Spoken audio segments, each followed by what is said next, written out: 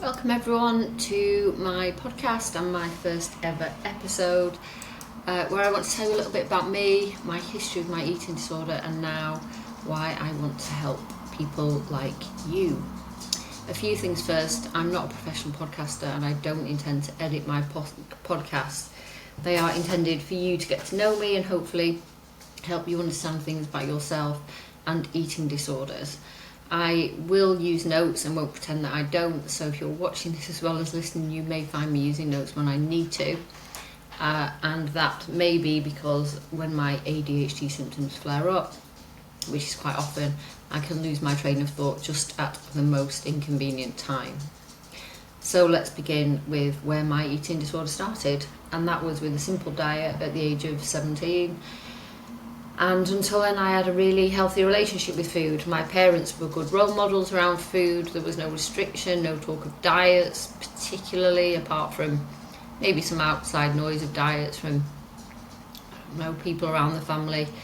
But as a family we ate in a way I would consider normal. We ate what we wanted when we were hungry, and that's the example I think that I was set by my parents.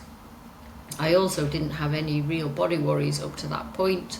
I think I suspect what everyone would think was a normal sized body, but an innocent comment from someone on a night out with some friends, in particular a boy that I quite fancied, about the size of my bottom, made me think about losing a few pounds, and that's where it began. So nothing extreme, I just cut back on snacks. I had 3 low-calorie meals a day and I lost some weight, and that's where the validation came. Oh, you look great. Oh, have you lost weight? Those kind of validating comments that you get from people when you lose a few pounds, because society wants us all to look like we've lost a few pounds, and we all know that it's always going to attract a compliment, and those compliments were great and they were kind and they were well meant. But for me, as well as it external validation, I think for me what I really got out of that first diet was a feeling of control, a feeling that I'd found something that I was quite good at, and I'd found that I had really good willpower, and to me it just felt easy. Now of course lots of people go on a diet and don't develop an eating disorder, but without knowing it, I think I was prone to the grip of an eating disorder because of beliefs and fears that I'd formed as a child. And I might talk about these more in later episodes. But all I will say at this stage was that there had been some trauma in my childhood, and that led, I think, to be something that meant I would never be someone who would just diet, but would maybe do that to the extreme and end up with an eating disorder. Now the trauma I had, I also want to add, could not have been stopped or controlled by my parents. I was brought up in a very loving, supportive, protective environment by my parents, but trauma can happen to people, and it did. And the result of that trauma for me was that within my family I started to notice that things may not be okay for the first time.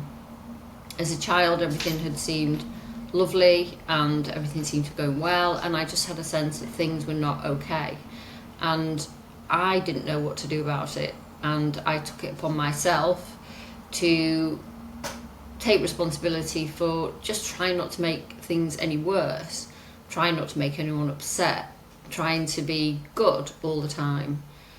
I developed beliefs and traits of people-pleasing, perfectionism, and most of all a sense of needing to be in control. So that diet from 17, I don't know when that became disordered eating and when disordered eating became an eating disorder, because it doesn't work like that. There are no obvious signs to tell you that this is getting worse, that it's crossing over a line, and suddenly you find yourself in the grip of an eating disorder and a feeling you cannot get out of. Physically, at this time, I recall my period stopped at about the age of 25, and I was still well within what society deems a healthy weight range. of course, internally, I suppose my body was showing signs it started to react to a lack of regular nourishment. And with my weight over time, over most of my eating disorder, it never really decreased dramatically at any point. I'm only 5'1", so I could get away with being in a smaller body, and I guess people not particularly picking up on that as much because I just got labels like tiny or petite and all those other words that sound much more pleasant than anorexic.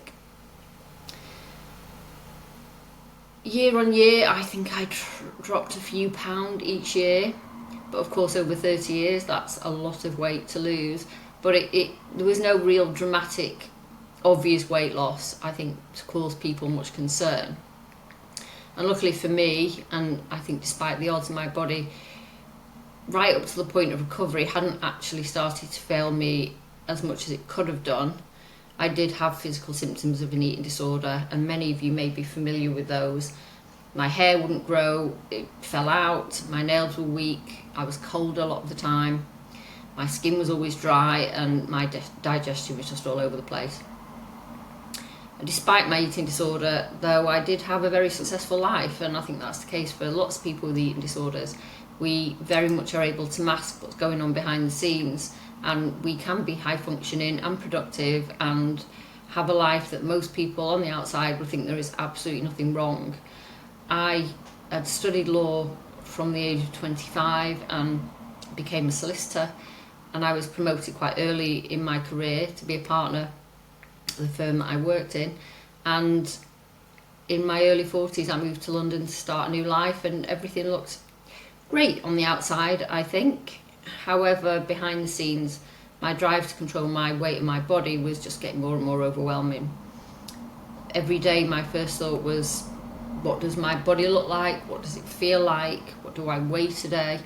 And that wasn't because I wanted to be thin, it was to prove to myself that yesterday I'd shown sufficient control, and if I liked what the scale told me, I would feel more positive about my day.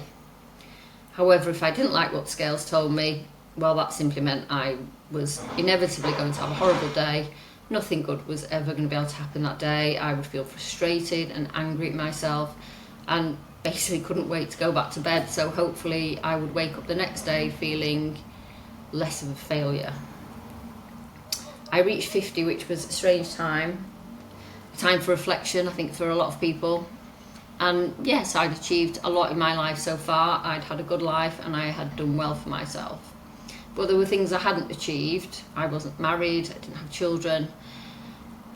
And yeah, I thought about that, but I didn't want to dwell too much on whether that could have been different if I hadn't had an eating disorder. Because if I did dwell on that, then it would be something I could only regret, and I guess I would make it my fault. And I was giving off the air of a single professional woman who, instead of needing a relationship and a family, I was satisfied with my single life and my friends and having no responsibilities. But around this time as well, my body had started to look really frail, and I had started to dress up and cover signs of bones sticking out, of looking very pale, of loose skin starting to appear, and I hated what I saw in the mirror, but I still didn't feel strong enough to do anything about it. And there are two things I want to add in here about body size in an eating disorder. Yes, I was very thin, and I looked like that picture of what you think someone with an eating disorder looks like. But that was never the aim for me. It was never about how I looked. In fact, I actually hated people looking at me, but I liked how my body felt. It felt safe, it felt familiar, and I felt control in a life that was naturally stressful with my job and stressful with all the usual issues everyone has. Secondly, to add here, not everyone with an eating disorder does look very thin. There is an image, as I said, that we all associate with an eating disorder when someone looks very emaciated, but most people with a serious eating disorder can be within what society deems a healthy weight range, and that does not mean that they are not as sick as I was. I think I, around that age, wanted to start a second chapter. It seemed the right time. And I wasn't ready to face my eating disorder, but I thought that what might help me would be to maybe open up a little bit about some of the things in my childhood and that trauma, thinking that would release something, maybe make things easier, maybe make me a little bit happier. And I had a lunch with friends where I did open up and talk about some of that, and I naively thought that, well, that's out of the way now, it's done, that's all out in the open. You know, life goes on, and I've released all of that trauma. However, what I had done really was just open a tiny bit, a box full of emotions that had been buried very deeply. And I then just tried to close it again, and it didn't want to be closed. And those feelings had a taste of freedom, and they were going to make sure they got out. Over the 2 years after my 50th birthday, I started to suffer really bad signs of trauma. I was constantly in a state of fight or flight. I was constantly anxious. And I was also diagnosed around that time with ADHD, which just added more confusion. And I just felt more out of control than ever. And to mask the utter chaos in my mind and body, I chose the only thing that could distract me, which was my work. And I worked harder and I worked longer hours.